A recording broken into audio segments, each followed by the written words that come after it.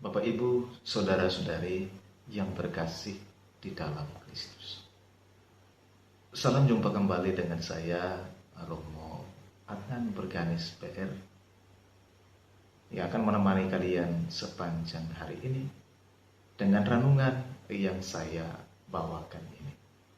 Selamat menonton, selamat berefleksi.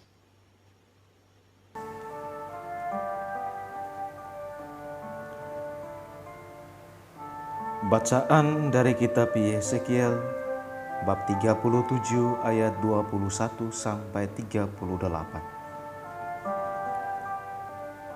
Beginilah firman Tuhan Allah.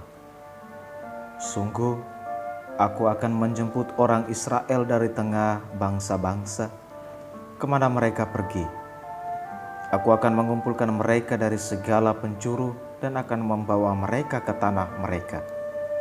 Aku akan menjadikan mereka satu bangsa di tanah mereka, di atas gunung-gunung Israel, dan satu orang raja memerintah mereka seluruhnya. Mereka tidak lagi menjadi dua bangsa, dan tidak lagi terbagi menjadi dua kerajaan. Mereka tidak lagi menajiskan dirinya dengan berhala-berhala, atau dewa-dewa mereka yang menjijikan, atau dengan semua pelanggaran mereka. Tetapi aku akan melepaskan mereka dari segala penyelewengan mereka, dengan mana mereka berbuat dosa. Aku akan menahirkan mereka, sehingga mereka akan menjadi umatku, dan aku akan menjadi Allahnya.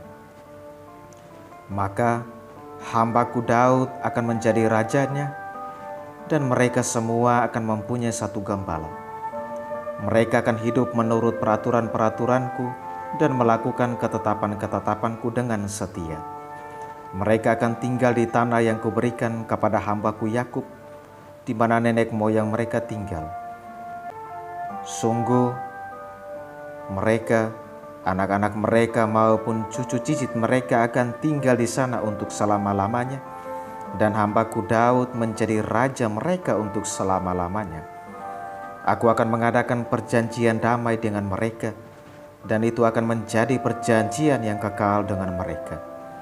Aku akan memberkati mereka dan melipat gandakan mereka, dan memberikan tempat kudusku di tengah-tengah mereka untuk selama-lamanya. Tempat kediamanku pun akan ada pada mereka. Aku akan menjadi Allah mereka, dan mereka akan menjadi umatku. Maka bangsa-bangsa akan mengetahui bahwa aku, Tuhan, menguduskan Israel, pada waktu tempat kudusku berada di tengah-tengah mereka untuk selama-lamanya. Demikianlah sabda Tuhan. Syukur kepada Allah.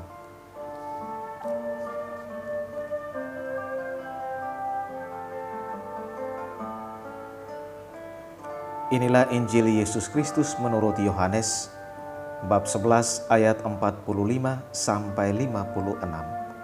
Dimuliakanlah Tuhan. Banyak di antara orang-orang Yahudi yang datang melawat Maria dan yang menyaksikan sendiri apa yang telah dibuat Yesus terhadap Lazarus percaya kepadanya. Tetapi ada juga yang pergi kepada orang-orang Farisi dan menceritakan kepada mereka apa yang telah dibuat Yesus itu. Lalu imam-imam kepala dan orang-orang Farisi memanggil mahkamah agama untuk berkumpul. Mereka berkata, "Apakah yang harus kita buat? Sebab orang itu membuat banyak mujizat. Apabila kita biarkan dia, maka semua orang akan percaya kepadanya. Lalu orang-orang Roma akan datang dan merampas tempat suci kita serta bangsa kita."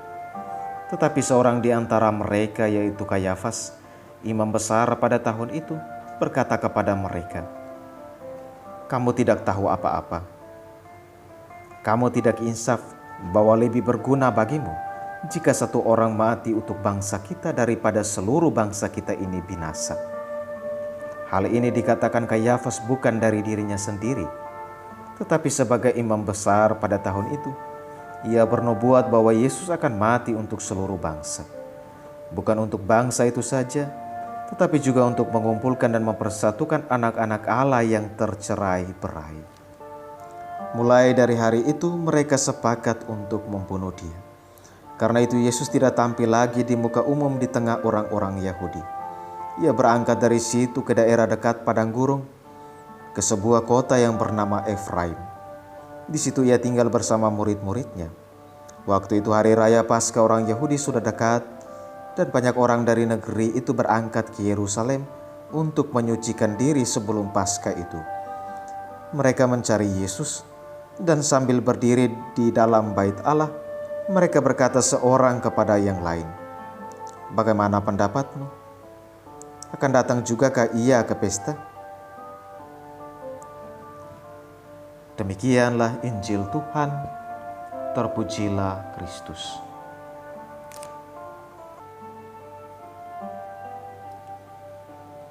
Bapak, Ibu, saudara-saudari yang terkasih di dalam Kristus.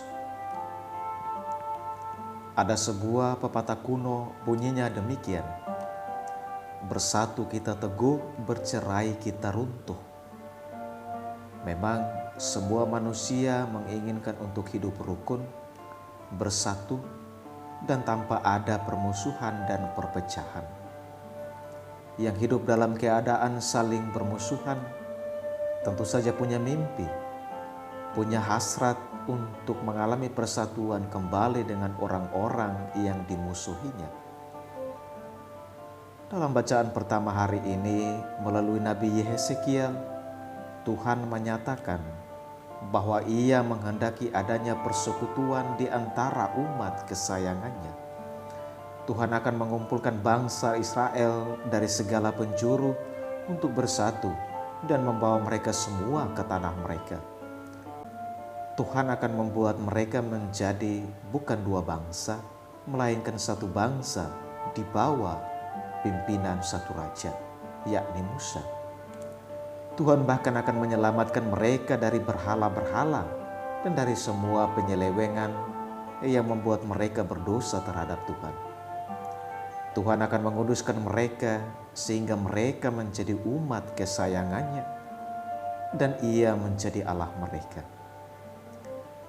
Selanjutnya Tuhan menyediakan tanah kepada mereka dan keturunan mereka untuk didiami. Dan mereka akan melakukan perintah-perintah Tuhan dengan setia. Tuhan akan mengadakan perjanjian damai yang kekal dengan mereka. Tuhan akan menganugerahkan berkat-Nya kepada mereka. Semuanya ini adalah kehendak Tuhan bagi Israel sebagai umat kesayangannya. Tuhan itu Maha Rahim. Tuhan tetap menerima Israel dengan segala keadaannya atau apa adanya. Tuhan memberikan tempat untuk didiami, menjadikan mereka satu bangsa, menjadikan dirinya sebagai Allah bagi mereka, memberikan mereka anugerah pertobatan, dan tetap tinggal bersama mereka. Segala sesuatu dimulai oleh Tuhan dan dikenapi oleh Tuhan sendiri. Tuhan sungguh menghendaki umat-Nya menjadi satu bangsa atau satu keluarga. Tentu saja hal ini yang sulit dijangkau. Hal yang dituntut adalah beriman dan percaya kepadanya. Tuhanlah yang mempersatukan.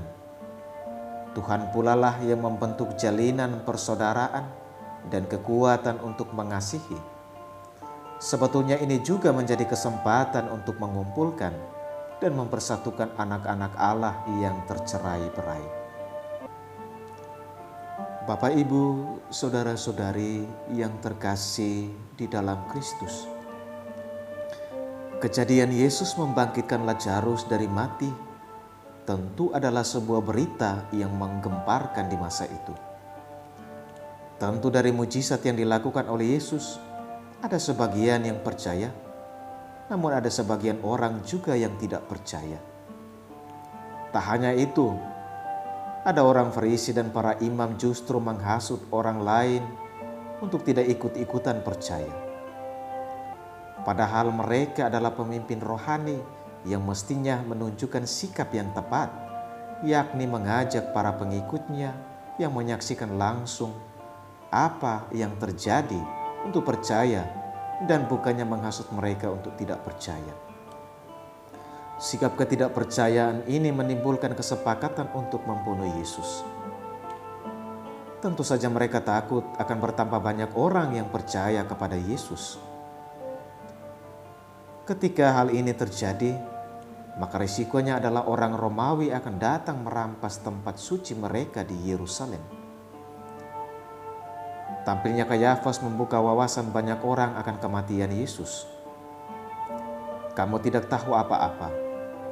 Kamu tidak insaf bahwa lebih berguna bagimu jika satu orang mati untuk bangsa kita daripada seluruh bangsa binasa. Kata-kata Kayafas ini membuat mereka terinspirasi dan mematangkan rencana mereka untuk membunuh Yesus. Bapak, Ibu, saudara-saudari yang terkasih di dalam Kristus. Apa yang dilakukan oleh Yesus selalu saja mengundang kontroversi di kalangan Yahudi. Namun rencana ini sekali lagi gagal karena belum saatnya. Maka Yesus pergi dari hadapan mereka dan tinggal bersama murid-muridnya di Efraim. Namun tak bisa juga kita katakan bahwa tidak akan tiba saatnya, melainkan akan tiba saatnya Yesus akan mati di kayu salib. Kesiapan Yesus untuk mati di kayu salib adalah sebagai upaya untuk mengumpulkan dan mempersatukan umat kesayangannya menjadi satu persekutuan yang sempurna. Peristiwa kebangkitan Lazarus adalah sebagai tanda bahwa Tuhan berkuasa atas maut atau kematian. Tuhan mempersatukan anak-anaknya dalam diri Yesus Kristus putranya. Semua orang yang dipercayakan Bapa kepada Yesus menjadi milik bersama, yakni milik Yesus dan Bapa, karena Yesus yang adalah anak dan Bapa adalah satu. Dengan demikian, Tuhan senantiasa mendampingi umat kesayangannya dan mengharapkan agar semuanya menjadi satu. Inilah impian dari Yesus dan Bapa. Sebagaimana Bapa dan Yesus adalah satu, maka menghendaki agar semua yang menerima pengajaran Yesus dan percaya kepada Yesus juga menjadi satu. Bapak, Ibu, saudara-saudari yang terkasih di dalam Kristus. Hari ini kita diteguhkan oleh Tuhan untuk membangun persekutuan, persatuan di antara kita. Sebuah persekutuan dan persatuan hanya bisa berjalan jika kita saling memperhatikan satu dengan yang lain. Adanya persatuan dan persekutuan dapat membantu kita bertumbuh dalam satu iman akan Kristus. Jika Kristus dan Bapa adalah satu, maka bagi kita pun mestinya menjadi satu dengan sesama kita, baik hati, perkataan, pikiran, maupun perbuatan kita. Kita mesti membangun persatuan dan persekutuan di antara kita sebagai sesama manusia dan saling mempersatukan diri dengan Tuhan sendiri. Tuhan tidak ingin perpecahan kita dengan sesama kita. Tuhan mau kita dan sesama kita diam bersama dengan rukun. Karena yang dikehendaki Tuhan adalah persekutuan, bukan perpecahan. Kita semua tahu bahwa akibat dosa, maka manusia telah terpisah. Terpisah dengan alam, terpisah dengan sesamanya, dan terpisah dengan Tuhan. Namun, melalui Yesus Kristus, kita semua dipersatukan dengan kematiannya. Mari kita bersatu sebagai sesama saudara dalam Kristus.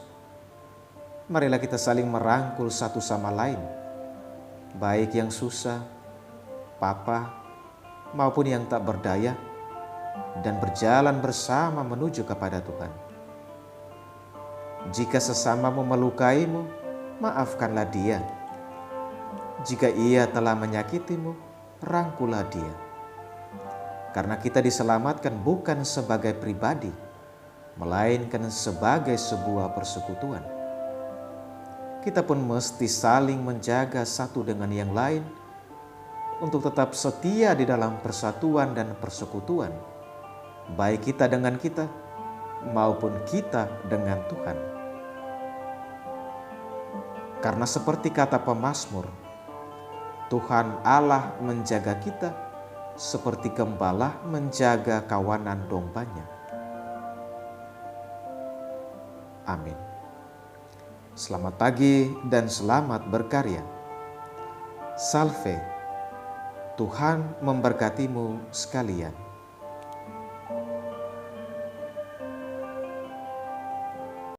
Terima kasih sudah menonton video ini. Jika suka dengan video ini, silahkan like, subscribe, dan juga komen agar video ini bisa Bapak Ibu Saudara-saudari tonton setiap hari.